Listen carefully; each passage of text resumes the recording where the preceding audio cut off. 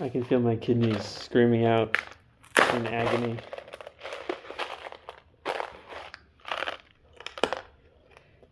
Big fan of that. That's cool. Mini chewy balls. So those are pretty good. Shit. I first got the idea for the regulars when I was in high school. Was it 2016? I think it was 2016. Right when I was first getting into movies, kind of like coming of age films, like Breakfast Club, Better Off Dead. There were some other ones, but those were the two ones that I really liked. So when I was literally like physically in the high school building, I wrote this short story in like a format, like a literary format, like a book, and it was about a young man and an old man, and they were in a restaurant during a storm, and they just talked about their differences. I have no idea where that original story is. Fall 2022. We had to pitch 3 stories for a screenwriting class. And the thing was, it was like every student pitched 3 stories. 2 of them would actually be made into short films the next semester, right? So I had two ideas I liked. One was Pass Fail, which may or may not be getting made later this year. Another one was a story about the Hat Man, the weird guy who shows up in nightmares. And then I had to come up with a third one, so I was like, I remember this story I wrote in high school. It was The Regulars. And so I did it, but I switched to women instead, but for some reason, I don't know. And I remember telling Tazio in that first semester, I was like, The Regulars is like the worst idea here, and like I feel scared about pitching it because I feel like it's one of the ones that's going to get made, and it was one of the ones that got made.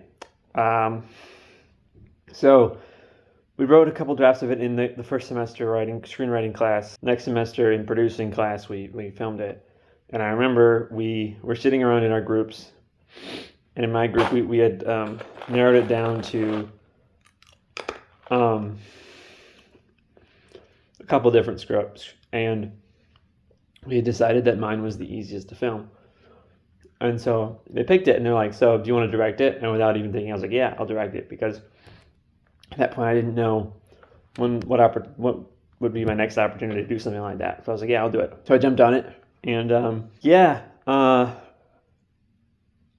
we made it. Yeah, and it's not good, we made it, but it's not good. A couple takeaways here.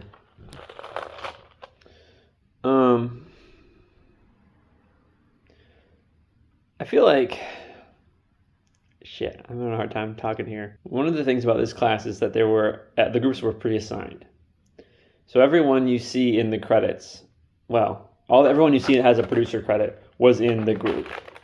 And there were other people like in the below the line positions that were from different groups, but they weren't like in the group that was doing the regulars. I feel like one of the big problems of this, there's a lot of problems here, but the big problem is that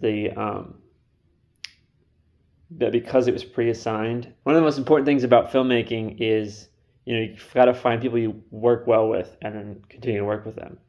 And because the groups are pre-assigned, we didn't have that. And so there was, I'm not going to name names, but there was a lot of butting heads in this group. And looking back, there's probably some things we could have done better. Be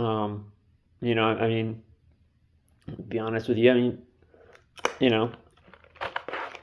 could have been, more better at interacting with different personalities, but like, at the end of the day, different people get along with different people. So, and then the other important lesson I learned doing this film, I feel like if somebody who was good at writing drama and good at like making dramas had the same like general concept, they could make something good out of this. I mean, it's basically The Holdovers is what it is. So I feel like if you were able to do The Holdovers well, somebody like that could come and make a good movie out of this.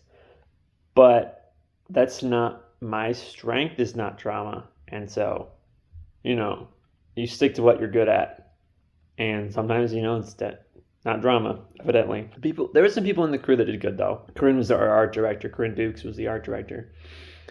And she did a really good job. There was I think I'm going to do a commentary track where I kind of like, because there's a lot of things about the film that I need to point out like during the film. So I'm probably going to do a commentary track sometime in the next week.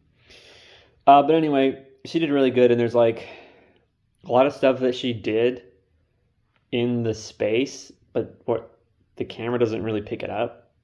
And so it's like I feel kind of bad for her because she was really good at what she did. And and since then she's gone on to make direct films of her own, and real talented person, really, really talented. One of the issues, there was a lot of technical issues which is why I want to do a commentary track.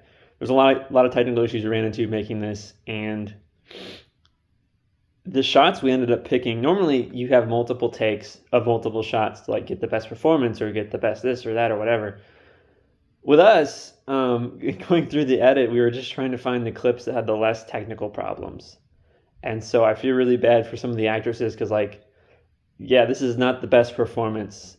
This take is not the best performance, but it is the one where there wasn't some fucking dude in the background. You know what I mean? And so it's just like, yeah, it's rough. It's rough. There was a showcase at the end of the year, and the film was there. And I remember watching it and just being kind of depressed about the whole thing because I don't know. I was just watching it and I was like, this sucks, and I kind of want to quit now. I didn't, and I haven't. I have actually directed something since then. It's not available yet, and you probably won't see it for a little while, but hopefully it'll be good. But yeah, I mean, we posted the video on YouTube, and much like on my other channel where I posted it, it's kind of got a lot of views, which is, I don't know how to feel about that. It's, I think that's just kind of depressing, honestly.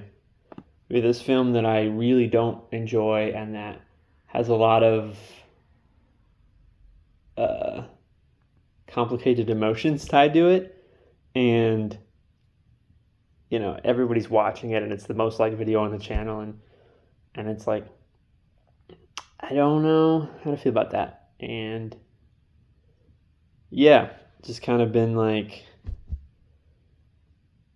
throwing me off, and I don't know what that's all about. So if you're one of those people who liked it, good for you.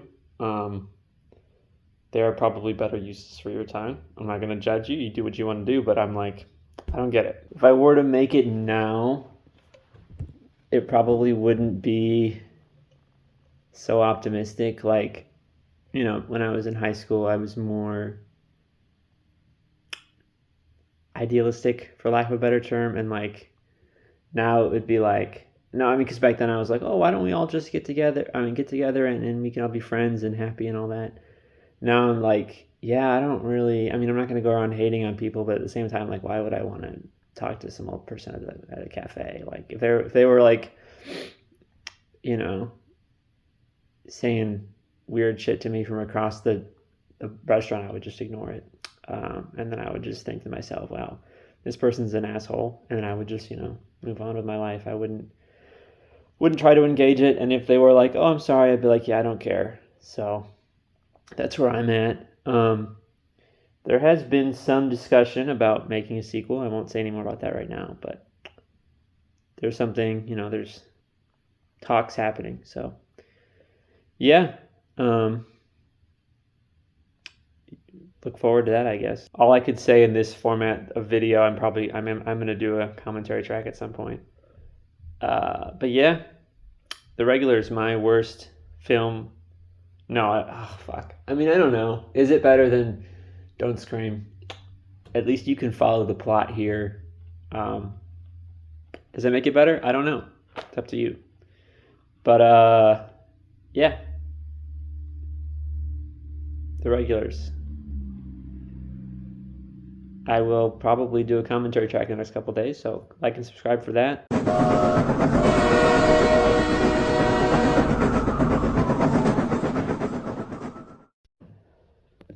Oh, hey, it's still recording.